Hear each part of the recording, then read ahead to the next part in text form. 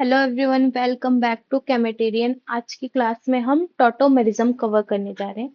हालांकि structural isomers के बाकी सभी टाइप्स कंप्लीटली इजी लगते हैं, टॉटोमर में थोड़ी सी प्रॉब्लम होती है। इसीलिए इसमें हम टॉटोमर कवर करेंगे from the starting to advance level तक के क्वेश्चन के लिए। ठीक है, तो आपको जितना भी पढ़ना होगा आप उसके अकॉर्डिंग देख सकते हो। ठीक है, तो अगर हम शुरुआत की बात करें डेफिनेशन की, तो टॉटोमर्स क्या होता है? तो टॉटोमर्स दो या उससे ज्यादा फंक्शनल ग्रुप आइसोमर्स के बीच में होता है जिनमें एक डायनेमिक इक्विलिब्रियम स्टैब्लिश होता है। जैसे कि हमारा कीटो और इनॉल हो गया, जैसे कि नाइट्रोसो ऑक्साइम हो गया। जैसे इन फंक्शनल ग्रुप्स के बीच में हमेशा एक डायनेमिक इक्विलिब्रियम है। ठीक है, अगर हम बात करें टॉटोमर्स को, तो टॉटोमर्स को या टॉटोमेरिज्म को इंट्रोड्यूस किया था लार्ड ने। ओके, लार्ड नाम के साइंटिस्ट ने टॉटोमेरिज्म को इंट्रोड्यूस किया था। इसका और एक नाम होता है डेस्मोप्रोज्म। ओके, इसमें जो डेस्मो वर्ड है उसका मतलब होता है बॉन्ड। डेस्मोस जो वर्ड है उसका मतलब होता है बॉन्ड, और ट्रॉप्स मतलब होता है टर्न। ठीक है, इसके अलावा अगर हम टॉटोमर्स की डेफिनेशन की बात करें तो इनका जो मॉलिक्यूलर फॉर्मूला होता है वो सेम होता है, बट इसमें डिफरेंट फंक्शनल ग्रुप्स होते हैं जो किसकी वजह से बनते हैं? एक्टिव हाइड्रोजन की वजह से बनते हैं। ठीक है, टॉटोमर्स के अलग नाम की बात करें तो टॉटोमर्स को एलोट्रोपिज्म भी बोलते हैं, और टॉटोमर्स को हम डायनेमिक आइसोमेरिज्म भी बोलते हैं। ठीक है, अगर हम बात करें टॉटोमर्स की कंडीशन की, तो टॉटोमर के लिए कंडीशन क्या है कि हमारे कोई भी, अगर हमारा हम फॉर एग्जांपल कार्बोनिल कंपाउंड देख रहे हैं, तो कार्बोनिल कंपाउंड के लिए कंपाउंड के पास at least one alpha hydrogen one alpha hydrogen should be present. ठीक है, तो अगर ये CO बॉन्ड है, ठीक है, तो इससे जो पहला कार्बन अटैच है, इस कार्बन को हम क्या बोलते हैं? Alpha carbon. और इस अल्फा कार्बन से जो हाइड्रोजन अटैच होता है उसको हम क्या बोलते हैं? Alpha hydrogen. तो हमें कंपाउंड में क्या चाहिए? कम से कम एक अल्फा हाइड्रोजन चाहिए। ठीक है, जैसे हमने पहला एग्जांपल ले लिया CH3COH, तो क्या इसके पास अल्फा हाइड्रोजन है? तो इसके पास तीन अल्फा हाइड्रोजन है, ये अल्फा कार्बन और तीन अल्फा हाइड्रोजन। तो ये हमारा कंपाउंड टॉटोमेरिज्म शो करेगा। कैसे करेगा? तो सबसे पहले आपको क्या करना है, एक अल्फा हाइड्रोजन को साइड में लिख लेना है और COH। ठीक है, मैं आपको यहाँ पर दो तरीके बता रही हूँ, आपको जो भी तरीका इजी लगे आप कर सकते हो। पहला तरीका है बॉन्ड ब्रेकिंग का। मैंने ये बॉन्ड ब्रेक कर दिया, किसकी तरफ? ऑक्सीजन की तरफ। Oxygen get negative, carbon gate positive. अब ये वाला बॉन्ड किस तरफ ब्रेक होगा? कार्बन की तरफ, और हाइड्रोजन गेट नेगेटिव। तो एक तो ये तरीका हो गया कि CH2 negative positive double bond बना लेंगे, और यहाँ पर ऑक्सीजन जो निगेटिव है हाइड्रोजन पॉजिटिव से अटैच। यहाँ पर कौन सा फंक्शनल ग्रुप है? तो यहाँ पर कीटो फंक्शनल ग्रुप है, और यहाँ पर कौन सा फंक्शनल ग्रुप है? तो डबल बॉन्ड का इन है और अल्कोहल का ऑल है, तो यहाँ पर इनॉल है। एक तो ये तरीका हो गया। दूसरा तरीका क्या करना है आपको? अल्फा हाइड्रोजन को अलग से लिख लेना है, और यहाँ पर सिंपली आपको ये डबल बॉन्ड को इस साइड ट्रांसफर कर देना और हाइड्रोजन को ऑक्सीजन से। तो आपको मिल जाएगा CH2 डबल बॉन्ड COH और H। ठीक है, तो ये हमारा दो तरीके हैं, आप किसी भी एक तरीके से बना सकते हो, लेकिन हमेशा हमको क्या ट्रांसफर करना है? अल्फा हाइड्रोजन ट्रांसफर करना है। अगर हम एग्जाम्पल नंबर 2 की बात करें, तो ये हमारा CH3COCH3। तो क्या इसके पास अल्फा हाइड्रोजन है? तो इसके पास तीन अल्फा हाइड्रोजन इधर और तीन अल्फा हाइड्रोजन इधर है। ठीक है, इसके पास तीन अल्फा हाइड्रोजन एक साइड और तीन अल्फा हाइड्रोजन दो साइड।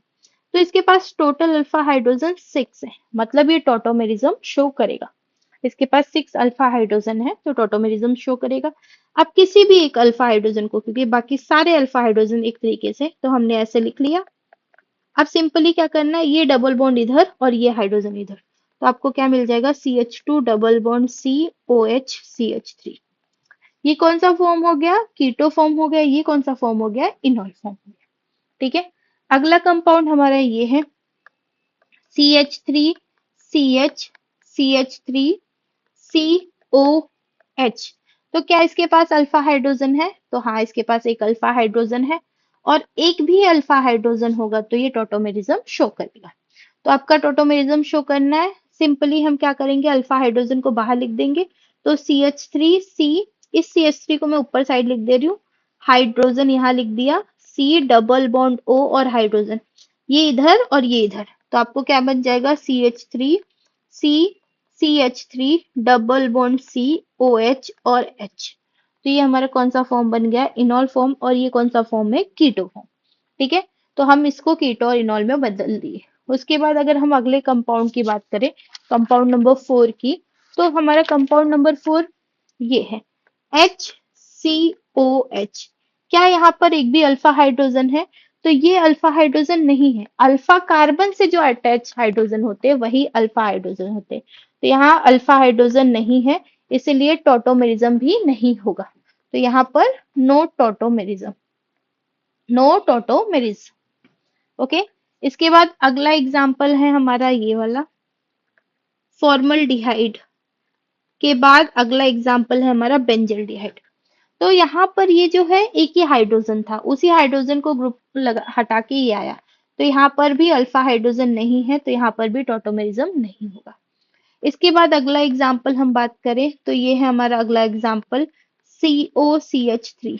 इसको हम क्या बोलते हैं, एसिटोफिनॉल।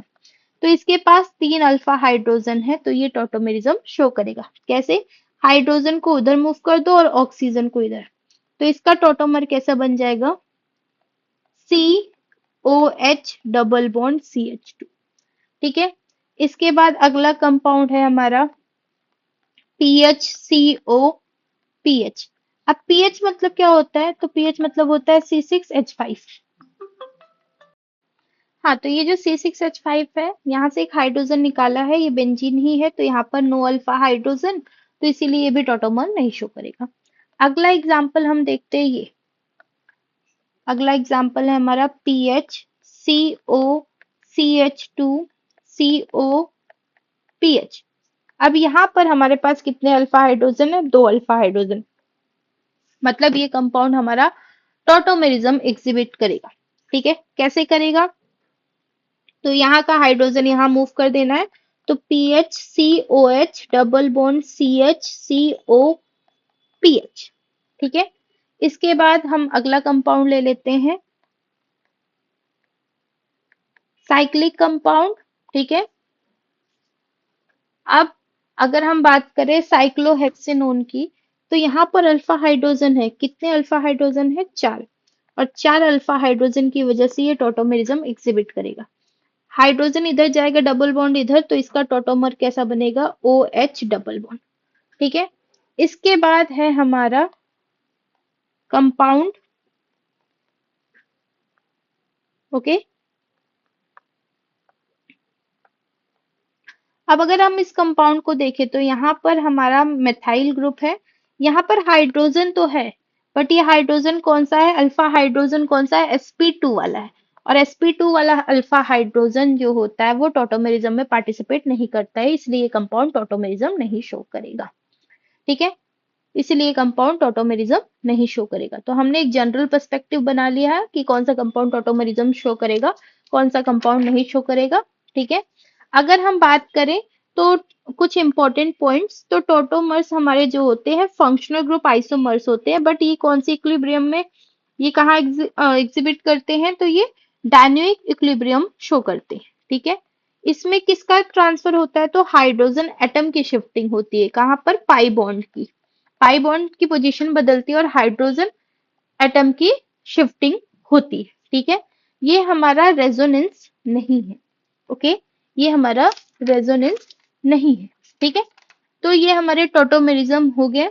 अब अगर हम कुछ टोटोमेरिज्म में इंपॉर्टेंट बात करें, तो हमारा इंपॉर्टेंट बात है इनॉल कंटेंट। ठीक है, तो अगर हम टोटोमेरिज्म में इनॉल कंटेंट की बात करें तो टोटोमर के 2 फॉर्म है, एक तो है कीटो फॉर्म और एक तो है इनॉल फॉर्म।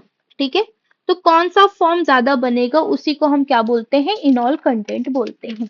ठीक है, अगर हम बात करें इनॉल कंटेंट की, तो इनॉल content number of CO bond के डायरेक्टली प्रोपोर्शनल होता है।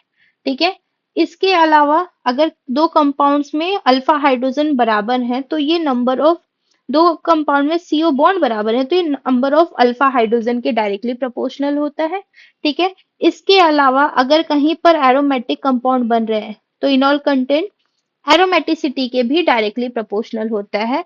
और इनॉल कंटेंट अगर कहीं पर रेजोनेंस हो रहा है, ठीक है, या फिर कहीं पर हाइड्रोजन बॉन्डिंग बन रही है तो उसके भी डायरेक्टली प्रोपोर्शनल होता है। मतलब अगर सीओ बॉन्ड ज्यादा है किसी कंपाउंड में तो वो फॉर्म ज्यादा होगा। अगर सीओ बॉन्ड बराबर है दो कंपाउंड में तो हम अल्फा हाइड्रोजन चेक करेंगे। अगर कोई कंपाउंड हमारा एरोमेटिक बन जा रहा है तो उसमें हम चेक करेंगे कि उसका वो ज्यादा स्टेबल हो जाएगा। कहीं रेजोनेंस या हाइड्रोजन बॉन्डिंग दिख गई तो वो फॉर्म ज्यादा स्टेबल हो जाएंगे। ठीक है। जैसे पहला एग्जांपल ले लेते हैं हम, ये CH3COH, इसका इनॉल फॉर्म बनाते हैं हम CH2COH और H। तो ये इसका क्या हो गया, कीटो फॉर्म हो गया और ये इसका इनॉल फॉर्म हो गया। ठीक है। अब इनॉल फॉर्म में कुछ अलग नहीं है तो हमारा कीटो फॉर्म क्या होगा, स्टेबल होगा। तो कीटो फॉर्म हमारा इनॉल फॉर्म से ज्यादा स्टेबल होगा। ठीक है। एग्जाम्पल नंबर हम 2 ले लेते हैं। एग्जाम्पल नंबर 2 हमने ये लिया, डबल बॉन्ड O और यहाँ ये हमारा कीटो फॉर्म है। यहाँ पर दो अल्फा हाइड्रोजन है, एक को शिफ्ट कर दिया हमने तो हमको क्या मिला, यहाँ OH और यहाँ डबल बॉन्ड बन गया। ठीक है। अब इसमें ये जो इसका इनॉल फॉर्म है ये हमारा एरोमेटिक कंपाउंड है। ठीक है। तो यहाँ पर इनॉल कंटेंट जो होगा ज्यादा होगा, 99% होगा, और कीटो कंटेंट 1% होगा। क्यों? क्योंकि यहाँ पर due to aromaticity, aromatic compound बन गया और एरोमेटिक कंपाउंड की स्टेबिलिटी बहुत ज्यादा होती है। तो बिकॉज ऑफ एरोमेटिसिटी हमारा इनॉल कंटेंट जो है वो कीटो कंटेंट से बहुत ज्यादा हो जाएगा। ठीक है। इसके अलावा अगर हम बात करें, ठीक है, कीटो और इनॉल कंटेंट की बात करें तो हाइड्रोजन बॉन्डिंग भी हमारा कीटो और इनॉल कंटेंट इंक्रीज करता है। ठीक है। थोड़ा सा अगर हम डिफरेंस की बात करें, कीटो और इनॉल टॉटोमेरिज्म को ऑल्सो प्रोटोट्रॉपी भी बोलते हैं क्योंकि इसमें प्रोटॉन ट्रांसफर होता है या इसमें हाइड्रोजन प्लस आयन जो होता है मोबाइल होता है। टॉटोमेरिज्म रेजोनेंस नहीं है। क्यों? क्योंकि रेजोनेंस में एटम्स की पोजीशन फिक्स होती है जबकि टॉटोमर में हाइड्रोजन एटम मोबाइल होता है। अगर हम बात करें टॉटोमेरिज्म प्रोसेस को तो इसको हम एक्सपेरिमेंट से वेरीफाई कर सकते हैं, जबकि रेजोनेंस हमारा कैसा प्रोसेस है, हाइपोथेटिकल प्रोसेस है। टॉटोमर्स जो है क्योंकि ये रियल प्रोसेस है तो ये टेम्परेचर और प्रेशर से अफेक्ट होता है, जबकि रेजोनेंस हमारा टेम्परेचर और प्रेशर से अफेक्ट नहीं होता है। इसके बाद अगर हम बात करें तो टॉटोमेरिज्म को हम एसिडिक मीडियम में भी और बेसिक मीडियम में भी दोनों से कैटालाइज्ड कर सकते हैं। टोटोमर्स हमारे एसिड से भी कैटालाइज्ड हो सकते हैं और बेस से भी कैटालाइज्ड हो सकते हैं। तो पहले हम टोटोमेरिज्म का बेसिक कैटालिस्ट वाला मैकेनिज्म देखेंगे। तो OH जो है अल्फा हाइड्रोजन पर अटैक करता है क्योंकि अल्फा हाइड्रोजन हमारा कैसा हाइड्रोजन होता है, एसिडिक हाइड्रोजन होता है। और OH अल्फा हाइड्रोजन पे अटैक करके H2O के फॉर्म में बाहर निकल जाता है and we get a resonance in between CO and CH2 minus. ठीक है। अब CH2 माइनस का नेगेटिव चार्ज आके डबल बॉन्ड बना लेता है एंड वी गेट ऑक्सीजन का negative by their resonating structure. फिर उस ऑक्सीजन के नेगेटिव पर फिर से वाटर मॉलिक्यूल अटैक करता है और वहां से हमारा इनोल फॉर्म बन जाता है और बेस बाहर निकल जाता है। हाँ, तो सबसे पहले OH माइनस अटैक करेगा किस पर, हाइड्रोजन पर, और उसके बाद फिर आपका H2 बाहर निकल जाएगा और carbon get negative charge, then that negative charge become a double bond और ऑक्सीजन का डबल बॉन्ड टूट जाएगा और फिर से H2 उस पर अटैक करेगा और हमको इनॉल मिल जाएगा। ठीक है। इसके बाद हमारा अल्फा हाइड्रोजन को डायरेक्टली हम शिफ्ट कर सकते हैं एसिडिक मीडियम और बेसिक मीडियम दोनों में। यहाँ पर बेसिक मीडियम में हम शिफ्ट कर रहे हैं। ठीक है। इसके बाद यहाँ देखो दो अल्फा हाइड्रोजन है तो हमको एक ही शिफ्ट करना है। एक शिफ्ट करके हमारा कौन सा कंपाउंड बन गया, एरोमेटिक कंपाउंड। और हमने सीखा है कि एरोमेटिक कंपाउंड की स्टेबिलिटी ज्यादा होती है। ठीक है। इसके बाद यहाँ दो कीटोन ग्रुप है और दोनों कीटोन के पास अल्फा हाइड्रोजन है तो हमको दोनों अल्फा हाइड्रोजन शिफ्ट करने। ठीक है। क्योंकि ऐसे शिफ्ट करने पर हमको क्या मिलेगा, एरोमेटिक कंपाउंड मिलेगा। ठीक है। तो दोनों अल्फा हाइड्रोजन शिफ्ट किए। यहाँ तीन कीटोनिल ग्रुप है और तीनों के पास एक एक अल्फा हाइड्रोजन है तो हमको तीनों का अल्फा हाइड्रोजन शिफ्ट करना है और जब हम तीनों का अल्फा हाइड्रोजन शिफ्ट करेंगे तो हमको क्या मिलेगा, एक एरोमेटिक कंपाउंड मिलेगा। ना यहाँ जो कार्बन है, कार्बन एनो ट्रीटेड सीओ और कार्बन ट्रीटेड अल्फा हाइड्रोजन, तो कार्बन का अल्फा हाइड्रोजन हमको वो मूव करना है ऑक्सीजन के पास, और डबल बॉन्ड मूव इधर करना है, ठीक है। इधर कीटोन के बाद जो नाइट्रोजन है ना, उसको अल्फा कार्बन जैसा ट्रीट करेंगे और उसके हाइड्रोजन को अल्फा हाइड्रोजन की तरह ट्रीट करेंगे, और उसको फिर हम मूव करेंगे अप साइड, ठीक है। और फिर डबल बॉन्ड को डाउन साइड मूव करेंगे और कार्बन नाइट्रोजन डबल बॉन्ड बनाएंगे। Now example number 9 is kind of important example, क्यों? क्योंकि यहाँ पर अल्फा पोजीशन पर हाइड्रोजन जो है वो sp2 हाइब्रिड है, और sp2 हाइब्रिड हाइड्रोजन पार्टिसिपेट नहीं करता है, तो यहाँ पर हम देखेंगे पैरा पोजीशन। तो पैरा पोजीशन का हाइड्रोजन शिफ्ट होगा ऑक्सीजन के पास, ऑक्सीजन का डबल बॉन्ड होगा रिंग में शिफ्ट, और इनके डबल बॉन्ड शिफ्ट हो जाएंगे और हमको एरोमेटिक कंपाउंड मिल जाएगा बाय पैरा टॉटोमेरिज्म, ठीक है। यहाँ पर देखते हैं, यहाँ पर नाइट्रोजन के पास जो हाइड्रोजन है उसको एज अल्फा हाइड्रोजन ट्रीट करके आपको ले जाना है और रिंग में डबल बॉन्ड को मूव करना है, ठीक है।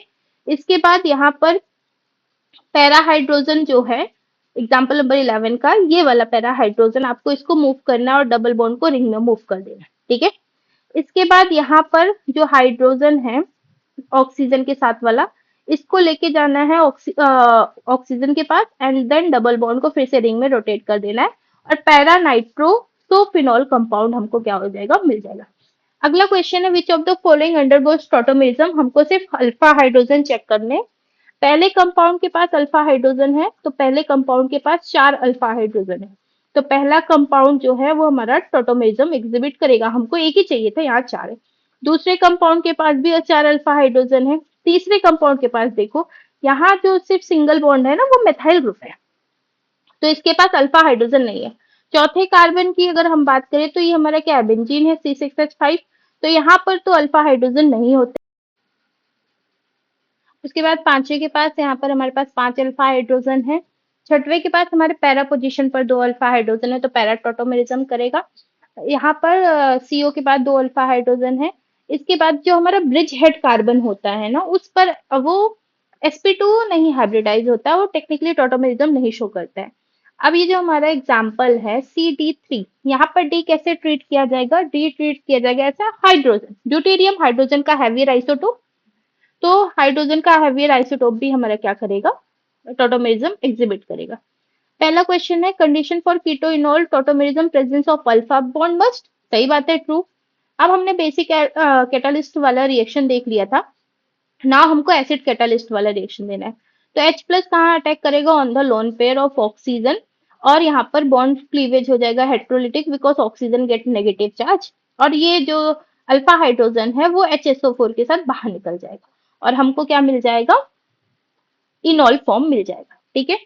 अब अगर हम बात करें, क्वेश्चन आता है, ये एडवांस के लिए है बेसिकली, हाँ, तो आपका बेसिक तो क्लियर हो गया, अब ये एडवांस के क्वेश्चन देखने हैं। Replacement of hydrogen bye deuterium, तो ड्यूटेरियम यहाँ पर D2O हैवी वाटर और OD बेसिक मीडियम, तो सारे अल्फा हाइड्रोजन जो होते हैं वो रिप्लेस होते हैं ड्यूटेरियम से, ठीक है। जैसे एक एग्जाम्पल करके दिया है, तो सबसे पहले OD अटैक करेगा और HOD के फॉर्म में बाहर निकल जाएगा, फिर D2 अटैक करेगा और वो एज अ H प्लस या D प्लस उसमें अटैच हो जाएगा।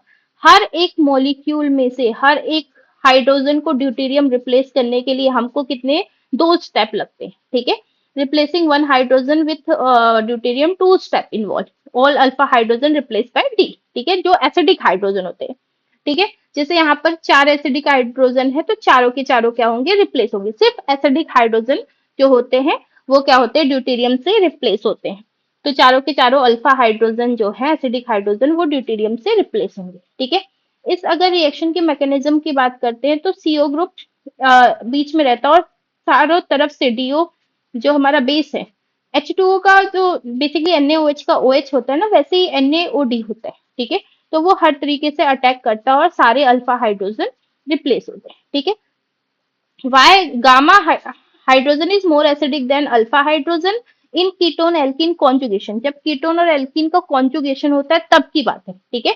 तो अल्फा, पहला कार्बन अल्फा, दूसरा कार्बन बीटा और तीसरा कार्बन गामा, ये गामा के हाइड्रोजन है, ठीक है, अल्फा बीटा गामा, और ये गामा के हाइड्रोजन है। तो गामा का हाइड्रोजन बेसिकली वो कॉन्जुगेशन में होता है, ठीक है। जब गामा का हाइड्रोजन निकल जाएगा तो कॉन्जुगेशन बनेगा, मतलब स्टेबल सिस्टम बनेगा। और अगर किसी हाइड्रोजन को निकाल के स्टेबल सिस्टम बनेगा तो मतलब वो हाइड्रोजन ज्यादा एसिडिक है। ठीक है, तो ड्यू टू कॉन्जुगेशन हमारा गामा जो है वो ज्यादा एसिडिक होता है। ओके, अब यहाँ पर देखो D2O से कौन कौन सा रिप्लेस होगा, तो ओनली एसिडिक हाइड्रोजन। जो हमारा H2 है वो अल्फा है, तो alpha hydrogen is acidic hydrogen. H1 जो है अल्फा है, तो alpha hydrogen also acidic hydrogen, तो वो तो ड्यूटेरियम से रिप्लेस हो जाएंगे। H3 जो है वो हमारा बीटा है। H3 मतलब 3H नहीं है, वो हाइड्रोजन की नंबरिंग करिए, तो बीटा हमारा नहीं रिप्लेस होगा, जबकि कॉन्जुगेटेड सिस्टम का गामा रिप्लेस होगा।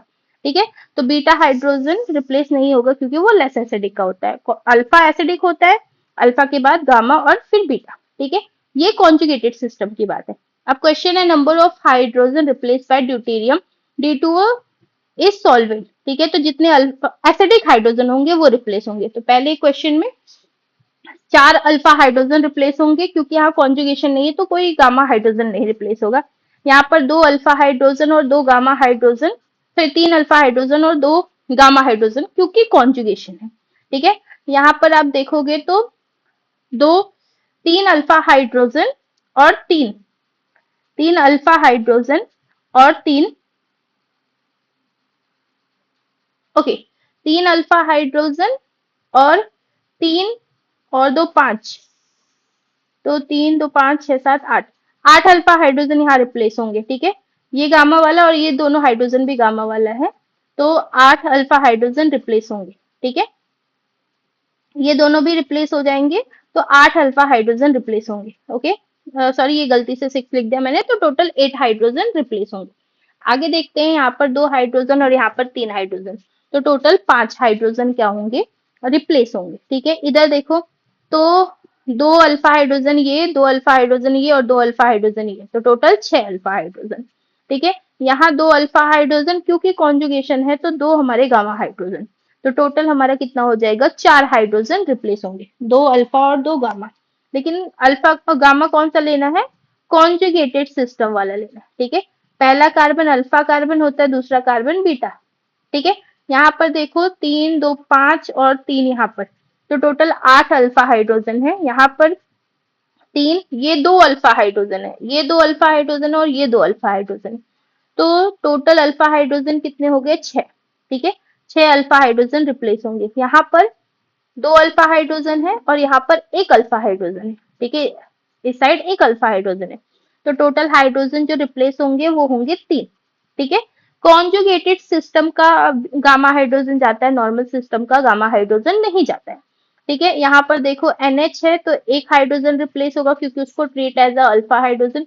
यहाँ पर 3 हाइड्रोजन ये वाले, 2 ये, और अल्कोहल का OH तो एसिडिक ही है ना, वो तो ज्यादा ही एसिडिक है, तो उसका भी हाइड्रोजन रिप्लेस होगा, तो टोटल हाइड्रोजन कितने हो जाएंगे, 6। यहाँ कॉन्जुगेशन है तो अल्फा हाइड्रोजन के साथ साथ गामा हाइड्रोजन भी निकलेंगे, तो 3 हाइड्रोजन यहाँ, 2 यहाँ, और गामा के 2 हाइड्रोजन। ठीक है, तो हमारे कितने, 7 हाइड्रोजन, यहाँ 1 2 3 और OH का 1 हाइड्रोजन, क्योंकि वो एसिडिक हाइड्रोजन है, तो टोटल हाइड्रोजन कितने रिप्लेस होंगे, 4 फ्रॉम द ड्यूटेरियम।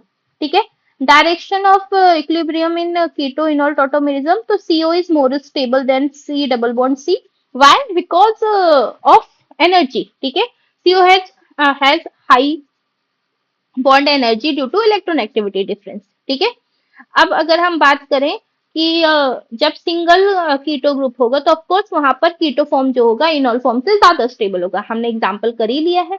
ठीक है, तो सिंगल CO में कीटो फॉर्म इनॉल फॉर्म से ज्यादा स्टेबल होता है। यहाँ पर हम थोड़ा एडवांस पर्पज से पढ़ रहे हैं, तो एनर्जी जो होती है कीटो फॉर्म की अगर X है तो इनॉल फॉर्म की X प्लस 50 हो जाती है। ठीक है, तो टेक्निकली ये एक्सोथर्मिक प्रोसेस होता है, तो जितना ज्यादा एक्सोथर्मिक एनर्जी उतना ज्यादा कंपाउंड स्टेबल। तो कीटो फॉर्म की एनर्जी जो होती है -1870 किलो जूल होती है, जबकि इनॉल फॉर्म की एनर्जी -1820 होती है। ठीक है, तो क्योंकि इसकी एनर्जी कम है इसलिए वो लेस स्टेबल है। अगर डायरेक्शन ऑफ इक्विलिब्रियम को हमको डिसाइड करना है तो हम देखेंगे कि कौन सा फॉर्म ज्यादा स्टेबल है। अगर कीटो फॉर्म स्टेबल है तो डायरेक्शन हमारा बैकवर्ड होगा। ठीक है, और अगर इनॉल फॉर्म स्टेबल है तो रिएक्शन ऑफ डायरेक्शन, बिकॉज ये डायनेमिक इक्विलिब्रियम है, तो वो कौन सी डायरेक्शन होगी, फॉरवर्ड डायरेक्शन होगी। ठीक है। और यहाँ पर इनॉल जो है हमारा एरोमेटिक की वजह से ज्यादा स्टेबल हुआ है, तो नॉन एरोमेटिक के कंपैरिजन में हमारा जो एरोमेटिक कंपाउंड होता है वो ज्यादा स्टेबल होता है। ठीक है। इसके बाद यहाँ पर भी एरोमेटिक कंपाउंड है तो रिएक्शन की डायरेक्शन फॉरवर्ड होगी, यहाँ पर भी एरोमेटिक कंपाउंड है तो रिएक्शन की डायरेक्शन फॉरवर्ड होगी। यहाँ पर देखो, ये हमारा एस्टर है। ठीक है। और एस्टर का कीटो फॉर्म इनॉल फॉर्म से ज्यादा स्टेबल होता है, तो बैकवर्ड रिएक्शन हमारी जाएगी। ठीक है। बैकवर्ड रिएक्शन जाएगी। अगर अदर इनॉल कंपेयर करना है तो मोनोकीटो जो होता है, टेक्निकली यहाँ पर देखो दो कीटोन ग्रुप है, यहाँ पर तीन कीटोन ग्रुप है, तो जितना कम कीटोनिक ग्रुप उतने जल्दी आसानी से वो एरोमेटिक कंपाउंड बन जा रहा है, इसलिए फर्स्ट वाला ज्यादा स्टेबल है सेकेंड से। अगर कोई कंपाउंड मोनोकीटो है तो वहां पर बेसिकली कीटो फॉर्म एस्टर से ज्यादा होता है। ठीक है।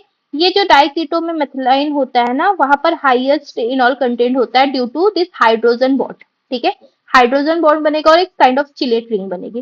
जैसे यहाँ पर देखो, यहाँ पर भी मेथिलाइन हाइड्रोजन है ये वाला। ठीक है। इससे क्या बन रहा है, हाइड्रोजन बॉन्ड और चिलेट रिंग बन रही है। ठीक है। अब ये एग्जाम्पल नंबर 3 देखेंगे तो हमने प्रोपाइल लगा रखा है। ठीक है। जिसकी वजह से बहुत सारा स्टेरिक क्लैश होगा, स्टेरिक हिंड्रेंस बहुत ज्यादा होता है तो स्टेरिक क्लैश बोलते हैं, शूमो क्लैश बोलते हैं। तो यहाँ पर इनॉल कंटेंट 0% होता है क्योंकि शूमो क्लैश बहुत ज्यादा होता है। ठीक है। एक्टिव एथिलीन में alkyl group increase, enol decrease. Okay. Diketo है, मोनोकीटो और एस्टर है, तो डाई कीटो का इनॉल कंटेंट सबसे ज्यादा होता है, फिर मोनोकीटो का, और सबसे कम एस्टर का इनॉल कंटेंट होता है। ठीक है। डाई कीटो का ज्यादा होता है। अगर हम डायरेक्टली याद करें तो सीओ बॉन्ड अगर ज्यादा है तो ज्यादा होगा, अल्फा हाइड्रोजन ज्यादा है तो ज्यादा होगा, एरोमेटिसिटी जिसमें होगी वो हमारा ज्यादा स्टेबल होगा। और अगर हाइड्रोजन बॉन्डिंग है तो भी वो कंपाउंड हमारा क्या होगा, ज्यादा स्टेबल होगा। तो आपको दोनों को कंपेयर करना है कि इसमें ज्यादा क्या है। ठीक है। हाइड्रोजन बॉन्डिंग हो गई, रेजोनेंस हो गया, तो उस सबसे भी हमारा इनॉल कंटेंट क्या होता है, बढ़ता है। ठीक है। उस सबसे भी हमारा इनॉल कंटेंट क्या होता है, इंक्रीज होता है। ठीक है। कीटो एस्टर की बात करें हम, तो कीटो एस्टर में भी हमारा इनॉल फॉर्म ज्यादा होगा ड्यू टू हाइड्रोजन बॉन्डिंग और चिलेट्री। ठीक है। तो सबसे ज्यादा इनॉल कंटेंट डाई कीटो में, फिर एस्टर में, फिर कीटोन्स में, फिर डाई कीटो एस्टर में, फिर डाई कीटो में, फिर उसमें कीटो में, एस्टर में, फिर डाई कीटो और कीटो एस्टर में होता है। ठीक है। Aromatic compound non aromatic compound से ज्यादा स्टेबल होते हैं और एंटी एरोमेटिक लीस्ट स्टेबल होते हैं, ये तो आप लोगों को पता ही होगा। ठीक है। तो अभी यहाँ पर हमने इसके इनॉल फॉर्म बनाया, एंटी एरोमेटिक सबसे ज्यादा कम स्टेबल होगा और एरोमेटिक सबसे ज्यादा स्टेबल होगा। ठीक है। यहाँ पर देखो तो यहाँ पर रिपल्शन होते हैं थोड़ा सा, यहाँ पर क्या हो जाता है, सेम प्लेन की वजह से रिपल्शन हो जाता है, इसीलिए इसका इनॉल फॉर्म बहुत ज्यादा होता है बट इसका कीटो फॉर्म एग्जिस्ट नहीं करता है। ठीक है। इनॉल फॉर्म क्यों, क्योंकि इसमें एनर्जी होती है। ठीक है। तो ये प्लेन को ही चेंज कर देता है सेम प्लेन पर रिपल्शन की वजह से। ठीक है। सेम प्लेन पे रिपल्शन की वजह से। यहाँ पर देखो डायकीटो विथ एक्टिव मेथिलीन ग्रुप में भी ड्यू टू हाइड्रोजन बॉन्डिंग हमारी स्टेबिलिटी ज्यादा होती है। हो सकता, होप करती हूँ आप लोगों को अच्छे से क्लियर हुआ। आपको कोई भी कंफ्यूजन हो या कोई भी डाउट हो तो आप कमेंट बॉक्स में लिख सकते हो, कोई सजेशन भी देना चाहो तो दे सकते हो। ये आपका होमवर्क का क्वेश्चन है, इसको आपको एज अ योर होमवर्क करके आना है। और आपको अगर कुछ भी प्रैक्टिस वगैरह करनी है या फिर कुछ कंफ्यूजन है तो आप मुझे बता सकते हो। Thank you.